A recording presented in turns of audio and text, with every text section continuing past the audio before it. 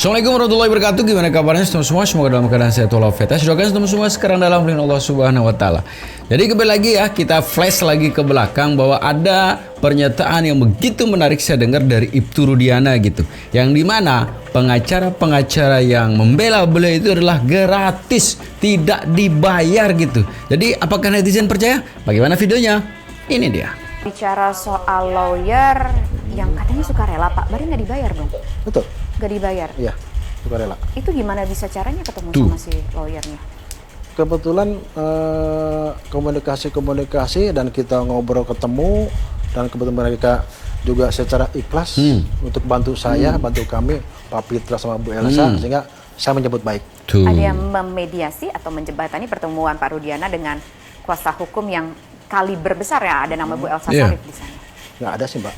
Nggak ada, kebetulan aja. Kebetulan saya punya nomor Pak Pitra, saya coba kontak Pak Pitra dan beliau mau bantu saya. Oke, jadi Pak Rudiana pertama kali kontaknya Pak Pitra duluan, baru ketemu sama Bu Elsa Sharif karena sama-sama diperhakimi gitu ya Pak ya. Karena Bapak menggandeng mungkin asumsi orang di luar sana menjadi liar, karena Bapak menggandeng kuasa hukum yang orang tahu lah, kuasa hukum ternama, kuasa hukum yang terkenal. Sehingga ada orang berasumsi bahwa ini kasusnya kayaknya di-backingin sama orang kuat, orang yang kuat lah dalam tanda kutip. Ini benar, Pak? Berbicara orang kuat mungkin lebih saya ke Allah, Maya. Dibilang hanya Allah. Allah orang ya. Kuat yang dibilang pejabat tidak ada, Pak. Apalagi sosok saya hanya orang biasa. Kemudian saya dulu pakat aib itu yang memang ya pas-pasan, Pak. Pas-pasan, punya kemampuan apa-apa sama sekali. Jadi nggak ada itu ya tudingan soal ini di-backingin sama orang kuat di belakangnya, melindungi sosok Rudiana. Nggak ada. Nggak ada sama sekali ya Pak ya. Tuh dengar ya, dengar tuh ya. Jadi Ibtu Rudiana itu bersama pengacara Ibtu Rudiana adalah pengacara yang gratis ya, yang tanpa dibayar tuh. Tapi terserah Anda mau percaya apa tidak gitu. Tapi saya yakin-yakinnya bahwa Anda itu tidak percaya. Jadi gimana pengacara-pengacara yang gratisan ini sebetulnya? Kita coba cek ya. Pantas ini bayarnya gratisan, kekeh membela Ibtu Erni gitu. Menarik kita saksikan sebetulnya. Ini dia pengacara gratisan ya. Tapi sebelumnya kita lihat dulu komentar dari Bang Farhad Abbas ya. Ini sih bukan, ini sih dari dulu sih asli nih, bukan dibayar beliau ya.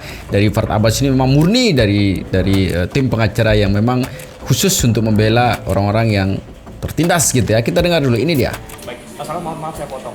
Menurut Anda mengapa banyak orang yang lebih ingin bersaksi ataupun jujur kepada Pak Dedi daripada kepada polisi?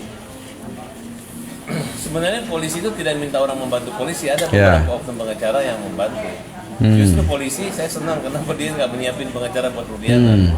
Tapi Rudiana ini banyak banget tuh dia nyiapin Hotman Paris, terus 60 pengacara, dari mana duitnya? Gratis Bang. Kegalauan.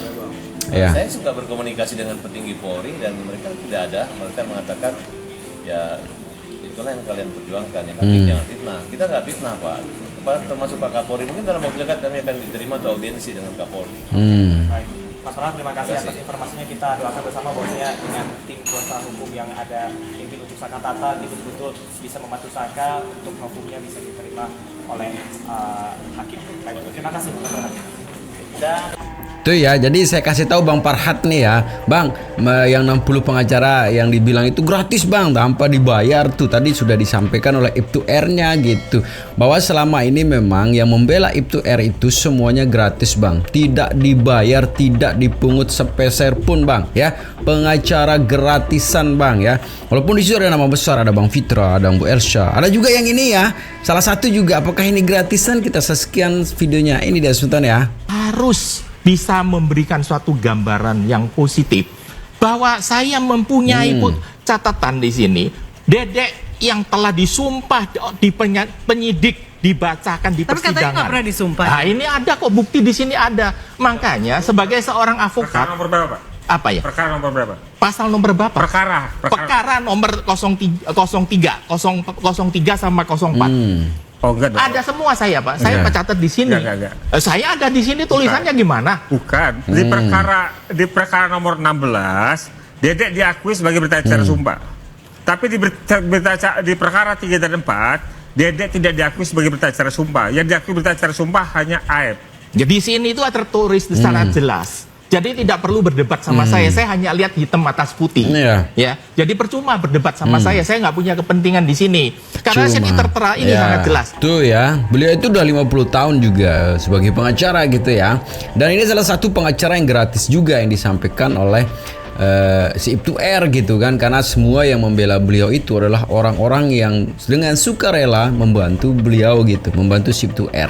Termasuk mungkin di situ sekali lagi bahwa ada Bu Elsa yang kita tahu beliau itu adalah sosok pengacara yang luar biasa, yang senior, berpengalaman juga gitu ya. Jadi ayolah percaya gitu, jangan Anda tidak percaya gitu dengan pernyataan Ibtu R gitu. Percayalah ya, harus percaya ini ya. Karena apa yang disampaikan Ibtu R itu adalah sesuatu yang luar biasa juga, sehingga Bu Elsa mati-matian tuh membela beliau gitu. Karena di samping beliau itu dibayar, tidak dibayar juga adalah beliau juga menyampaikan bahwa ini murni memang keadilan yang harus diperjuangkan gitu ya. Kita coba saksikan salah satu pernyataan yang ngeyel juga ya dari pengacara gratis gitu ya. Ini dia. Faktornya memang pembunuhan. Kan dinyatakan bahwa kalau memang dibunuh, ngapain mereka susah-susah pindahkan dari pembantaian itu ke flyover. Jelas kalau dia ditinggalkan saja korban itu, udah ketahuan mereka akan langsung tertangkap kalau itu pembunuhan. Mereka justru licik nih pembunuh, mengangkat dua korban ini bawa ke flyover. Dibawa ke flyover, dibikinlah seakan-akan mereka kecelakaan.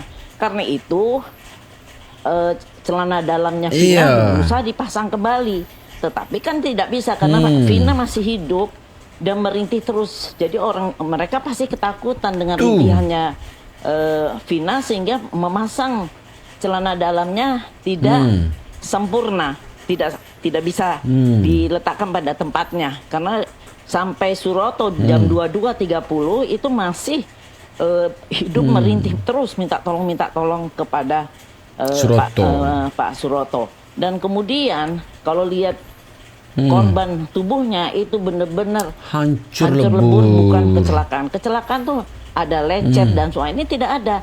Justru ada benda-benda ada trauma tajam di sini di garis, di sini ditulis V, terus di belakangnya pahanya Vina itu panjang. Kalau si Eki lepas semuanya, di sini lepas. Mana mungkin dia dipasangkan, kan bukan Vina dipasangkan celana dalam. Kalau Eki dipasangkan helm. Dipasangkan helm. Kalau itu kecelakaan, helmnya yang hancur, tapi kacanya pun tidak pecah, tapi kepalanya yang di dalam hancur. Bagaimana kita bisa membaca logika seperti itu? Dan itu kan kita berdasarkan forensik juga, 3 dokter yang memeriksa jenazah mereka. Sudah tuh tukang mandi jenazah, Ibu Ois itu juga menjelaskan. Ini bukan kecelakaan, ini pembunuhan yang orang yang awam sama sekali yang sering melihat jenazah. Kemudian juga dinyatakan, oh ya kalau memang dia diperkosa, dibunuh di sana, kenapa nggak ada tanah? Pada saat itu belum hujan. Belum hujan.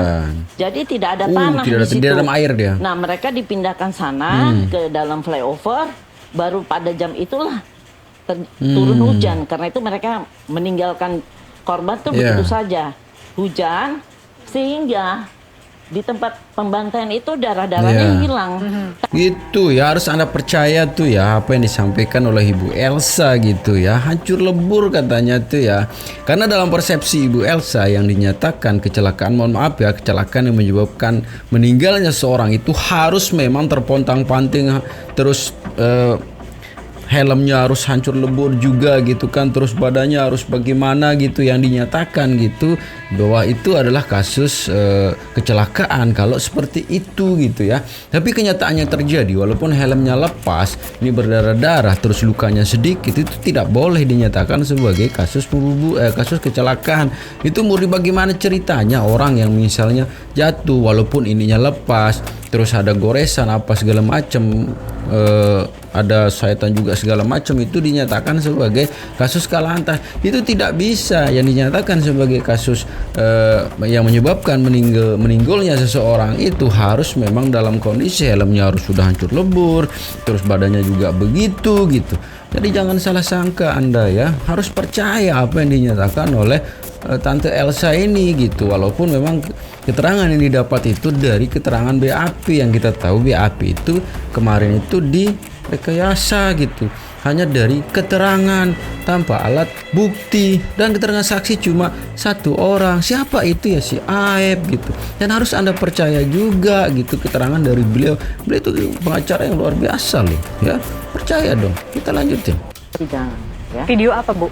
Video tentang pengakuan Jaya itu Jaya pertama sekarang kali tuh. sebelum dilakukan BAP.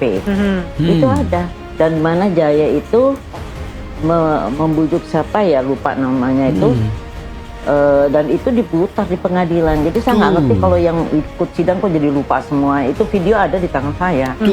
Terus kemudian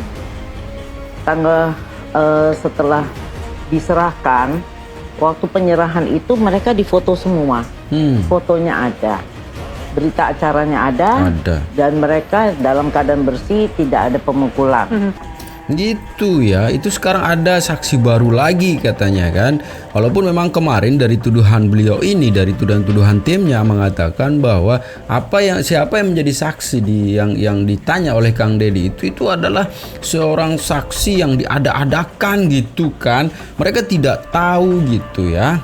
Sehingga Frans juga kemarin tidak terima gitu. Tapi mereka tidak percaya. Mereka meyakini bahwa ini adalah kasus memang pembunuhan gitu. Walaupun saksi-saksi yang dihadirkan itu mengatakan bahwa itu saksi kalantas, tapi menurut mereka saksi yang dihadirkan kemarin ditanya sama Kang Deddy itu adalah saksi yang diada-adakan gitu ya, untuk melengkapi gitu.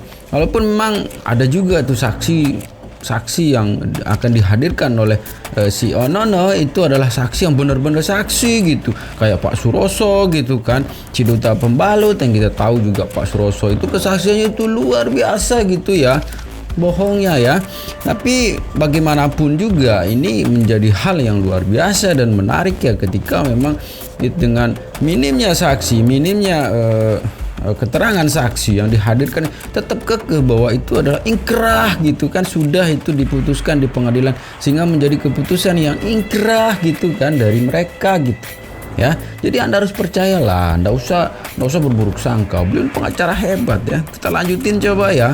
Ini pernyataan yang luar biasa juga dari Abang Pitra gitu, seorang pengacara gratisan juga ya. Ini dia.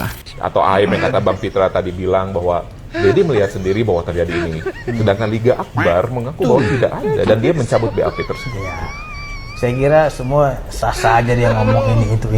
Tapi kan ada selain mereka ini ada juga saksi lainnya yang melihat pengeroyokan dan penganiayaan itu. Tapi nama saksi ini tidak rahasiakan gitu loh. Nah terlepas dia. Nah itu saksinya itu masih dirahasiakan. Paling si Aib juga sih nanti yang bersaksi itu. Walaupun keterangan si Aib ini juga nggak begitu bisa dipertanggungjawabkan gitu. Kemarin kan mereka ada saksi tuh katanya si Aib dan si Dede, tapi kan si Dede sudah dicerahkan mata batinnya untuk bagaimana berbicara jujur gitu ya, karena dari pengakuan si Dede juga sudah jelas bahwa kesaksiannya dulu ya itu memang asli dari Kayasa gitu ya. Dan si Dede juga tidak bersaksi gitu. Si Dede hanya disuruh untuk mengakui bahwa apa yang dituliskan di BAP itu adalah kesaksiannya dia gitu. Dede sendiri belum bersaksi. Yang murni bersaksi itu si EF itu, si itu gitu ya. Dan itu menjadi sesuatu kesaksian yang luar biasa, menggugurkan kesaksian yang lain, kesaksian CAP ini gitu ya. Dan Anda harus percaya, jangan dong tidak percaya dengan kesaksian yang sudah diberikan itu si AIP itu, yang dibela mati-matian oleh pengacara gratisan ini gitu ya. Percayalah ya. Nah jangan tidak percaya, kasihan tuh ya Tante Elsa tuh, Anda ini kok tidak punya hati gitu ya. Percaya ya, percaya. Walaupun saya juga tidak percaya gitu kan. jadi segitu video sebeton ya. Selalu saya berpesan di akhir video ya, jangan cepat termakan hoax, selalu jaga persatuan dan kesatuan serta persaudaraan kita. Dan jangan nakal tuh ya, karena sedikit nakal bisa berakibat fatal juga ya. Jadi segitu saja video sebeton. Assalamualaikum warahmatullahi wabarakatuh.